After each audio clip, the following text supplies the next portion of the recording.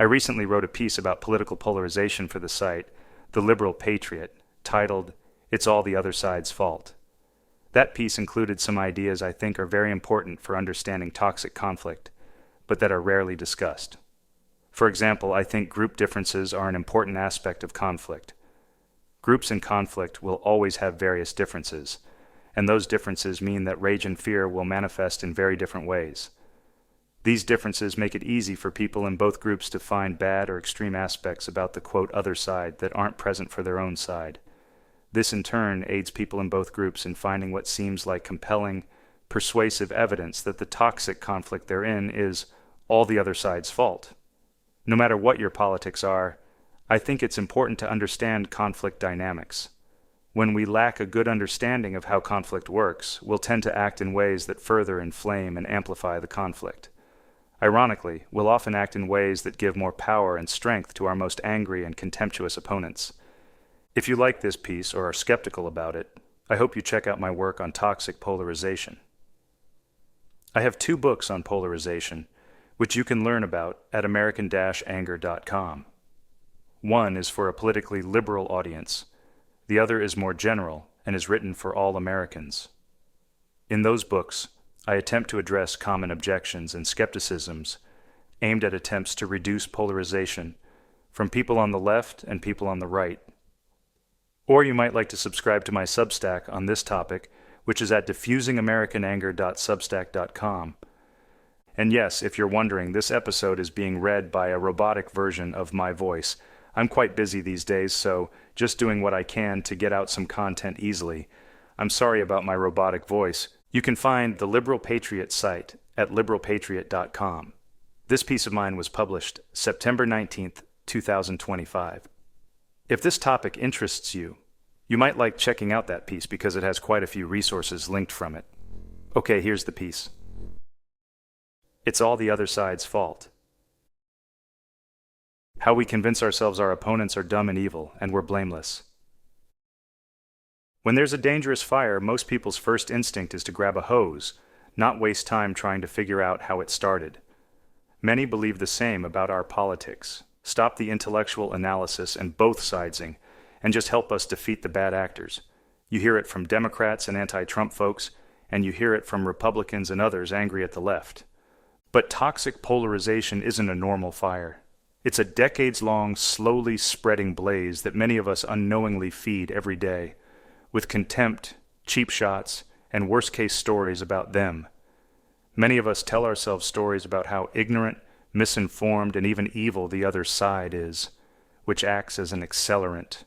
Our contempt and fear lead to more support for increasingly hostile, defeat them at all costs approaches to politics and public life. And if we can't figure out a way to put out this fire, it will put our experiment in self-government at grave risk. Can both sides be right? A major barrier to reducing toxic polarization is that so many of us, especially those who are highly politically involved, see our current toxic conflict as clearly the other side's fault. Many Republicans point to Democrats' large and rapid attitudinal shifts on issues like immigration, abortion, gender, policing, and more, shifts they argue haven't been mirrored in scale on the right. These changes, compounded by what they perceive as harsh moral judgment from the left, have led many to conclude the left caused this conflict. On the other side, Democrats have become infuriated by Trump's contemptuous behaviors, rule-breaking, and refusal to accept the 2020 election. They believe there is no Democratic version of someone with Trump's divisive personality and penchant for defying democratic norms, and this leads many to conclude the right caused this conflict. People in both groups focus on the grievances that alarm them most, but often struggle to understand what bothers their adversaries.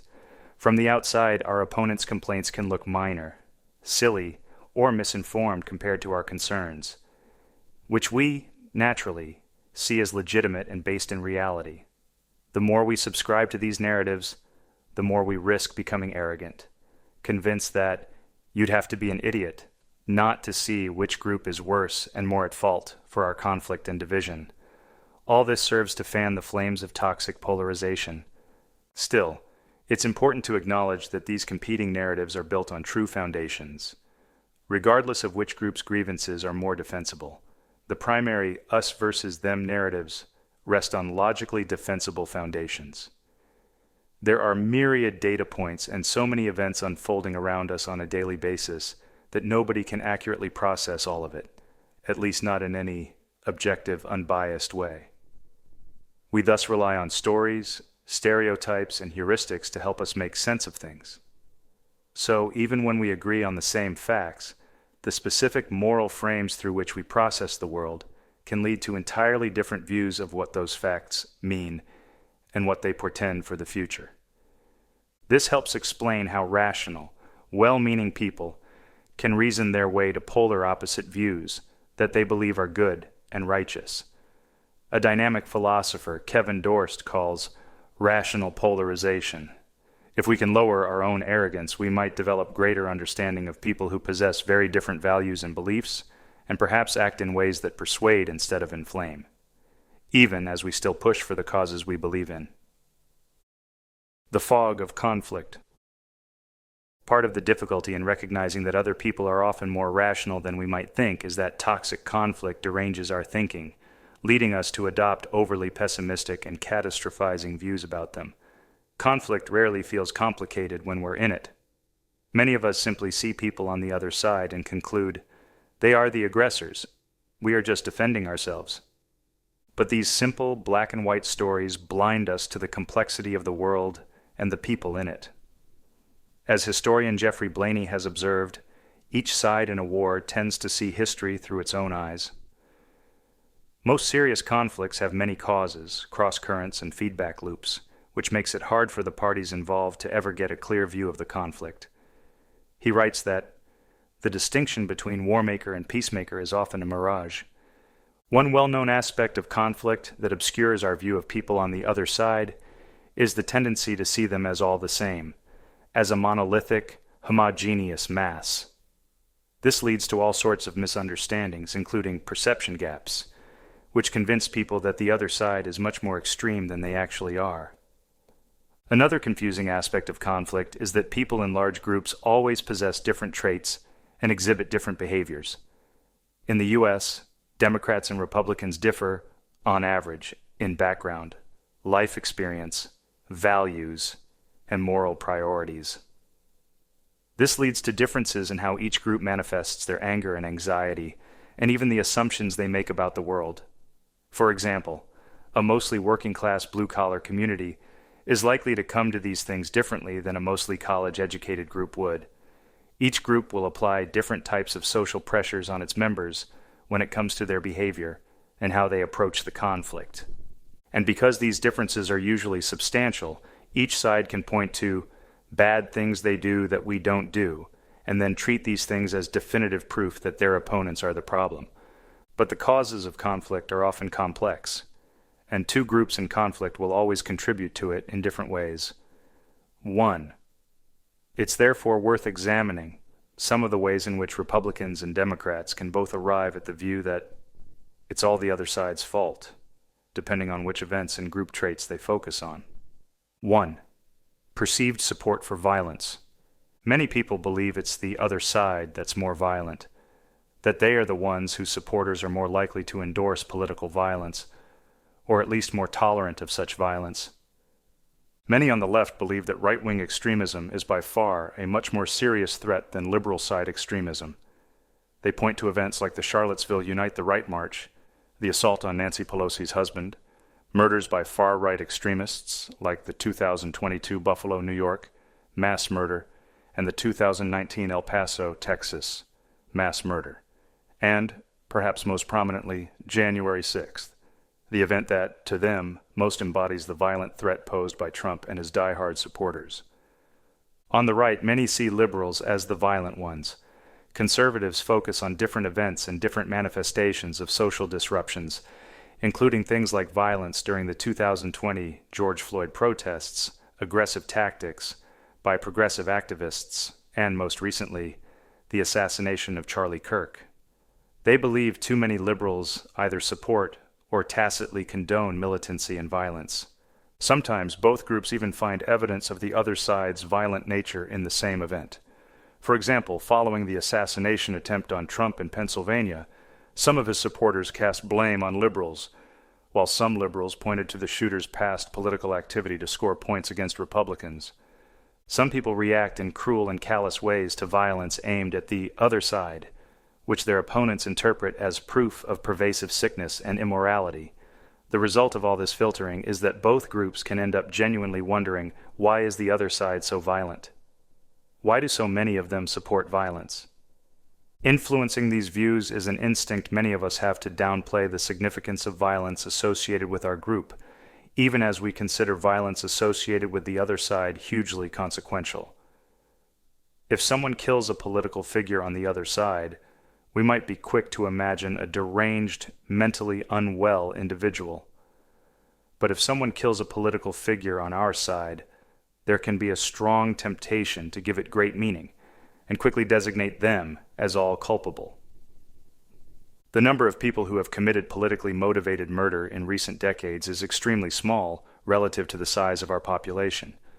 We should recognize that even in the most unified country, there will always be some people drawn to hate and violence. Moreover, many in the media and political realm vastly overstate the number of Americans who actually support political violence. It's natural for violent events to upset and scare us, but we should consider whether we're overreacting to what are rare incidents of violence, statistically speaking, in an otherwise very peaceful country, and how our tendency to cherry-pick bad behaviors and see the worst in each other can amplify divides, and even lead to self-fulfilling prophecies. Second class and cultural stereotypes. The divide is also heavily influenced by education and class. Democrats tend to have higher levels of formal education and are more concentrated in high-income professional sectors and urban areas. Republicans, by contrast, are overrepresented in working-class, rural, and religious communities, and are less likely to hold advanced degrees. These differences help each side create negative, oversimplified stories about the other. On the left, it's common to hear that Republicans and Trump supporters are anti-science, easily manipulated, or even in a cult. They're willfully ignorant, duped by conspiracy theories, or too intellectually backward to see what's obvious to smarter, more educated people. You'll find liberals saying things like, "Of course education makes you more politically liberal. That's because conservatism is backwards." On the right, it's often the inverse. Liberals are out-of-touch elites captured by academic jargon and niche activist ideas. They're arrogant, disconnected from the lives of normal Americans, and smugly dismissive of, or even hostile toward, people who aren't like them. Again, some of these narratives may contain elements of truth, but in the hands of highly angry political actors, they will often involve worst-case interpretations and excessive contempt. What's missing is empathy and nuance, understanding that by and large people on the other side have real defensible fears and frustrations, and that each group's fears influence the others. 3. Accusations of hate. Democrats and Republicans both believe that people on the other side hate them much more than they do. This is one of many self-reinforcing elements of our conflict. When we think, they hate us, we are naturally inclined to act in more hostile ways towards them. This in turn encourages them to treat us worse, which makes us treat them worse. And on we continue down a doom spiral of toxic conflict. In the course of working on reducing polarization, I've talked to many Republicans who focus on the toxicity they've seen and personally experienced from liberals. It's true that there are many pieces of evidence one can find to support that narrative. For example, surveys show that Democrats are more likely to cut off friendships, or even family members, for political reasons. Some Republicans are tempted to use this as another building block for the "this is all Democrats' fault" narrative. However, another way of interpreting that statistic is that many Democrats, and others too, are turned off by Trump's divisive personality and by those who support him even in the face of it, or who even emulate his confrontational and even dehumanizing rhetoric. Group differences can leave many of us concluding with certainty, "See, this shows this is all their fault." In these moments, we should try our best to strive for humility and to remember that the complexity of the world and of conflict makes it easy for us to see what we seek to find, but harder to see the best in our adversaries. 4.